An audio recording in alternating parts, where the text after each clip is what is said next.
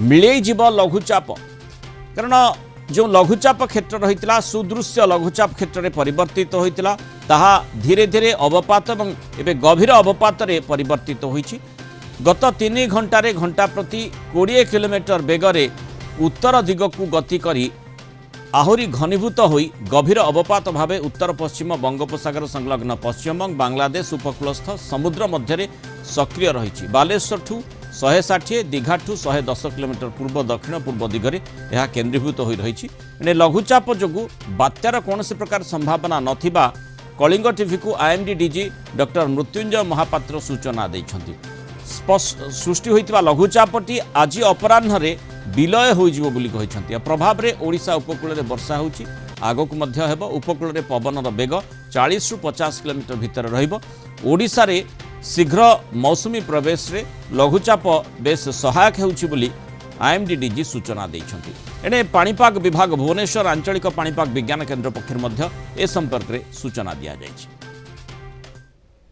गतकाली सृष्टि होता लघुचापटी आज गोटे अवपात परिणत होइछि एवं यह पश्चिमबंग और बांग्लादेश उपकूल निकट में उत्तर पश्चिम बंगोपसागर में केन्द्रीभूत अच्छी यह धीरे धीरे उत्तर उत्तर पूर्व दिगरे गति करके पश्चिमबंग और बांग्लादेश उपकूल को सागरद्वीप एवं केऊपड़ा मध्य आज अपराह्न सुधा अतिक्रम करिबो यह सामान्य भाव अधिक घनीभूत हो पारे गोटे डिप्रेशन हिसाब से उपकूल अतिक्रम कर प्रभाव में समस्त उत्तर बंगोपसागर निकटस्थ केंद्रीय बंगोपसागर अशांत रही समुद्र स्थिति रफ रु भेरी रफ अच्छी पवन बेग बर्तमान 45 रु 55 किलोमीटर प्रति घंटा और गस्टिनेस 65 किलोमीटर प्रति घंटा चली विशेषतः पवन अधिक पश्चिमबंग बांग्लादेश उपकूल निकट में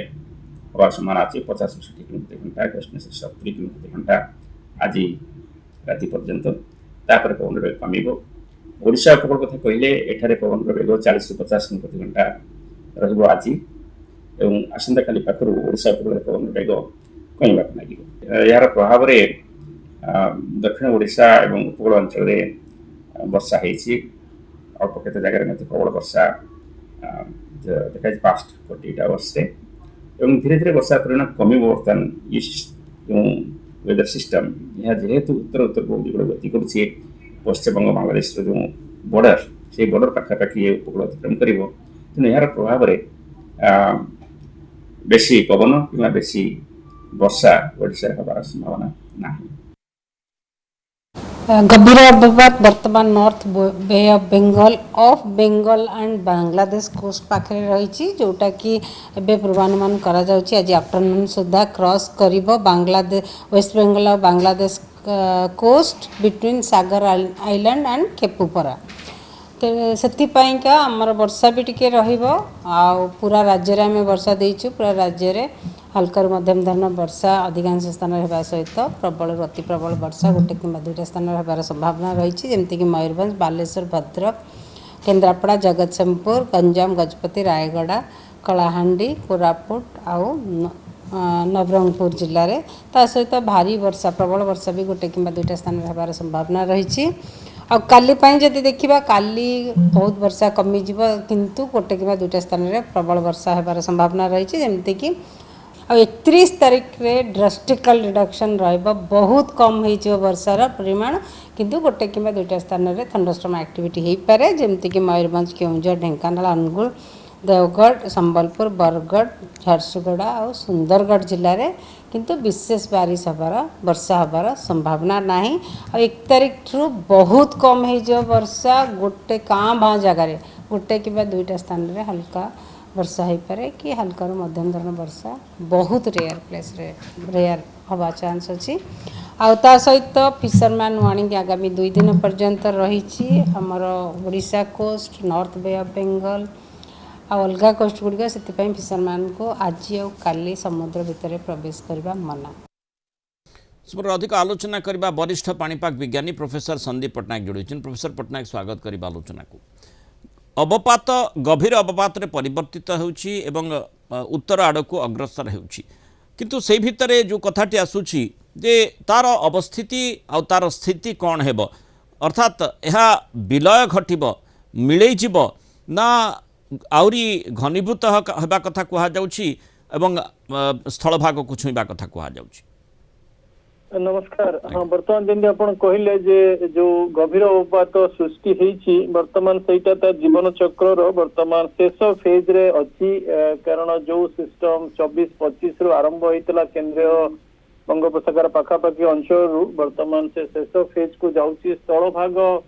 बहुत पाखापाखि हो गलानी कारण जेहेतु सिस्टम टा दुर्बल अच्छी आम दक्षिण पश्चिम वायुर प्रभावटा बहुत जोर अच्छी तेणु ताकू टिके शीघ्र ठेली दौची स्थल भाग आड़कू तेणु मोटामोटी तार जो प्रभावटा मत लगुच जो बेसी प्रभाव आपन टिके विश्लेषण करेंगे जो आपण अवपात क्षेत्र कि गभीर अवपात क्षेत्र देखुंती तार बाँ पटे आमर रोची ओडिशा आ पश्चिम बंग तार जब डाहाण पट को देखिए से रहा बांग्लादेश आ उत्तर पूर्व भारत म्यांमार जेनेराली आमर ये सिस्टम गुरार डाहाण पटरे सब बड़े बेसी जो बादल संगठन प्रक्रिया आ वायुर संचालन होता है तेणु मत मोटामोटी लगुच उत्तर पूर्व भारत जमी आमर मणिपुर त्रिपुरा मिजोराम अरुणाचल प्रदेश आसाम बहुत वर्षा पाइबार संभावना रोची ओडिशा जेहेतु बाम पटे रोची किछिटा बादल खंड आमर माड़ हम उत्तर उपकूलवर्ती अंचल तेणु सेठी भी वर्षा प्रभाव रहिबो मत मोटामोटी लगुच दक्षिण में वर्षाटा वर्तमान कमिबो ओडिशा परिप्रेक्षी उत्तर जिला मानकर वर्षार प्रभावटा बढ़िबो नेक्स्ट जो 48 घंटा आसुच उपकूलवर्ती ओडिशार किछि जिला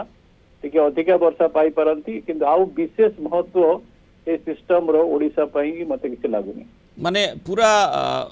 ये जो सिस्टम ये जो आम अवपात गभीर अवपात रे परिवर्तित होइछि तार माने स्थिति जो भली रही से जना पड़ी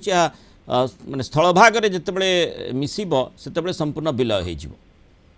आज्ञा आज्ञा दुटा जिनस रोची ये जो सिस्टम मानक गोटे है जो केंद्रीय सेंटर ऑफ सर्कुलेशन गोटे द्वितीय कथा है कोठी बादल फॉर्मेशन होची बर्तमान देखिए जदि आपण तार सेंटर ऑफ सर्कुलेशन टा ऑलमोस्ट हमर जो पश्चिम बंग बांग्लादेश रो उपकूलवर्ती सुंदरबन एरिया पाखापाखि हो गलानी किंतु तार जो दक्षिण पश्चिम भागटारे बहुत बादल अच्छा कारण से बादलटा कारण आप टिके अधिक विश्लेषण करेंगे दक्षिण पश्चिम मनसून वायुटा जाऊँगी आउ जो जो आमर गभीर अवपात क्षेत्रटा डाहाण रु बाँ को बुलूची से जो दीटा जो कन्वर्जेंट जोन ने आमर आसी जाऊँगी जगतसिंहपुर तापरे केन्द्रापड़ा टिके ऊपर को जो अक्षांश को उठिबो भद्रक तापरे बालेश्वर आउ सेठू जदि आपण पारादीप रे गोटे लाइन नहीं जीवे छत्तीसगढ़ से लाइन टा हूँ आम मनसून निम्न चाप रेखा कहते मनसून ट्रफ आपड़ देखिए से जो लाइन रे आम बर्तमान सुंदरगढ़ झारसुगुड़ा पाखापाखि टिके बौद्ध आउ पारादीप से लाइन रे वर्षा होती कारण यहाँ तीन कारक आधार संश्लिष्ट अच्छा गोटे है आमर गभीर अवपात क्षेत्र द्वितीय है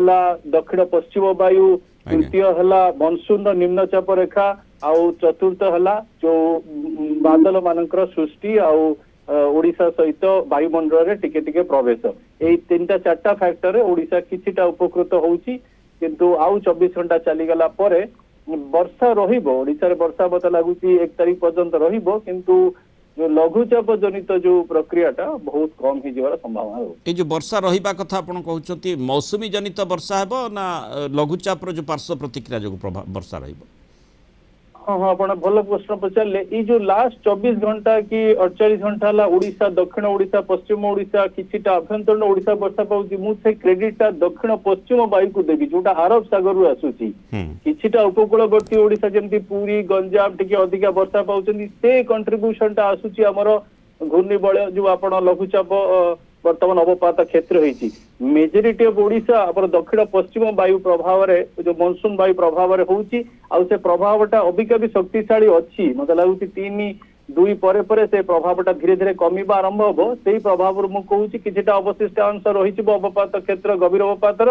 दक्षिण पश्चिम वायु प्रभावित होउची तेणु वर्षाटा आउ 48 घंटा ड्राग हो जाई पारे 1 तारीख पर्यंत 1 तारीख चली गले पागरे परिवर्तन आसीबो टिके आमे शुष्क निष्क्रिय मनसून परिवेश को जीवा टिके गरम कंडीशन देखिबा किंतु ओवरऑल लगुच बंगोपसागर जून मासरे सक्रिय रहिबो आ किछि ना किछि हमकु मिलिबो किंतु देखिबार अछि जे जो पुणी रिवाइवल मनसून दक्षिण पश्चिम वायुटा केबे होउची सेटा ही मेजर क्वेश्चन रहइबो कारण तारी ऊपर पुणी डिपेंड करिवो निर्भर करिवो जे मनसून ओडिशा बॉम्बे पखापाखि हो गला ऊपर को केमती जीव कारण ऊपर वर्तमान उत्तर रे अपन जो देखिए उत्तर पश्चिम वायु ताती वायु केवल मनसून वायु जो अवरोधक अच्छे जो मनसून वायुटा सक्रिय हम से ताती वायु तल अक्षांश को खसब से गोटे भल संघर्ष इंटरेस्टिंग संघर्ष हम 3 तारीख पर